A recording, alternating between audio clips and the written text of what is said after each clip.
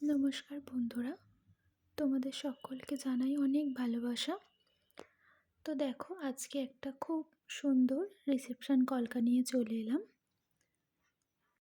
দেখো, আমি প্রথমে একটা লাল টিপ ড্র করে নিয়েছি। তো আমি টিপ বেসিক্যালি আমি ফেব্রিক দিয়েই করে থাকি। তো তোমাদের যাদের কাছে টিপ নেই, তো তোমরা ফেব্রিক দিয়েও করতে পারো, কোনো অসুবিধা নেই। তারপর দেখো, আজকে অন্যরকম একটা ফুল দিয়ে কলকা করছি আমি। প্রথমে দেখো, টিপের 3 দিকে ডট দিয়ে নিয়েছি এবং ডটের পাশ থেকে সুন্দর করে ছোট্ট ছোট্ট করে পাপড়ি করে নিয়েছি।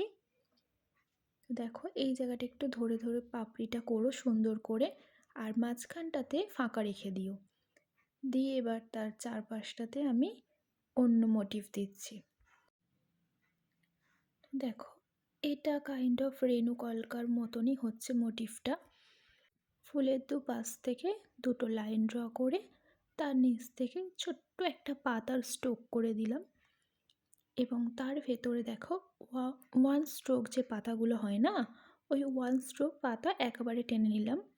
তো তার পাশ থেকে দেখো আবার ডট দিয়ে রেণু স্ট্রোক করে নিলাম এবং তার ওপর থেকে আবার দেখো ওয়ান স্ট্রোক যে পাতাগুলো আছে সেটা আমি করে নিচ্ছি। তো একেবারেই তোমরা চেষ্টা করবে এক টানে করার। তো কলকাতায় না, যত তুমি একবারে টেনে করতে পারবে তত সুন্দর হয় জিনিসটা। তো তোমরা প্রথম প্রথম একটু প্র্যাকটিস করো, আর যদি একবারে না হয় 2-3 বার ধরে করো। আর তোমরা যারা একদম বিগিনার আছো তাদের জন্য বলছি, তোমরা হয়তো ভাবতে পারো কলকা করতে এত সময় লাগে। হ্যাঁ, সময় লাগে। তুমি যত সুন্দর ফিনিশিং দিতে চাইবে তত তোমাকে ধরে ধরে সুন্দর করে কলকা করতে হবে। তো দেখো, এবার নিচটা করে নিচ্ছি। নিচটা আমি দুদিকে দুটো পাতা স্ট্রোক দিলাম এবং নিচটা একটা, মোট 3টে পাতা আমি করে নিচ্ছি। তো দেখো, পাতা হয়ে যাওয়ার পরে আমি একদম উপরে যে ফুলটা আছে তার মাথা থেকে দেখো, তো দেখো আবার ওয়ান স্ট্রোক পাতা করার পরে ফের আমি রেণু মোটিভটা দিয়ে নিলাম, মানে একটা ডট আর তার সাথে একটা লাইন ক্রিয়েট করে দিলাম। তার পাশ থেকেও আবার দেখো আমি পাতা করে নিচ্ছি। আর আজকে কলকাটা পুরোপুরি ওয়ান স্ট্রোকের কলকা। তো এইটা একটু বিগিনারদের জন্য মনে হতে পারে যে কঠিন, তোমরা কয়েকবার প্র্যাকটিস করো, দেখবে হয়ে যাবে। এটা একটু অ্যাডভান্স কলকার মধ্যেই পড়ে যায়। দেখো, আবার নিচে আমি দুদিকে দুটো ডট দিয়ে নিলাম। তার পাশটায় যেখানে যেখানে তোমরা মনে করবে যে একটু ফাঁকা যাচ্ছে সেই জায়গাগুলোয় ডট দিয়ে নেবে। আবার দেখো, দুই সাইডে দুটো ডট দিয়ে এক স্ট্রোকে টেনে আমি রেণু স্ট্রোক যেটা বলা হয় ওটাকে করে নিলাম।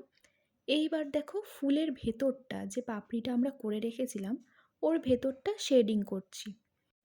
তোমরা যে কোনো কালার দিয়ে শেডিং করতে পারো, এই নয় কি আমি যে পিঙ্ক কালারটা দিয়েছি এটাই তোমাদের দিতে হবে। তোমরা যে কোনো কালার নিয়ে শেডিং করবে, কিন্তু একটু ধরে ধরে শেডিংটা করো। দেখো, শেডিংটা হয়ে যাওয়ার পরে এবারে আমি হাইলাইট করে নিচ্ছি। যে জায়গাগুলো আমার মনে হচ্ছে যে একটু হাইলাইট করার দরকার, আমি একটু হালকা ইয়েলো কালারের টাচ দিয়ে হাইলাইট করে নিচ্ছি। তো আজকে ভিডিওটা তোমাদের কেমন লাগলো অবশ্যই আমাকে কমেন্ট করে জানাবে কিন্তু। আর তোমরা যদি আমার চ্যানেলে নতুন হও তাহলে অবশ্যই চ্যানেলটিকে সাবস্ক্রাইব করে আমার পাশে থেকো। তো দেখো, আমার হাইলাইটও প্রায় শেষের পথে। কত ইজি অ্যান্ড কত সুন্দর একটা কলকা হয়েছে দেখো। দেখো, যেখানে তোমার মনে হবে সেই জায়গাগুলোতে তুমি ছোট ছোট করে ডট দিয়ে ফিল করে দিতে পারো। ফিল করে দিলাম। তারপর একদম শেষে হোয়াইট কালার দিয়ে আমি একটু ফ্লাওয়ারগুলোকে হাইলাইট করে দিচ্ছি। তো আজকে ভিডিওটা তো শেষ, দেখা হচ্ছে পরের ভিডিওতে।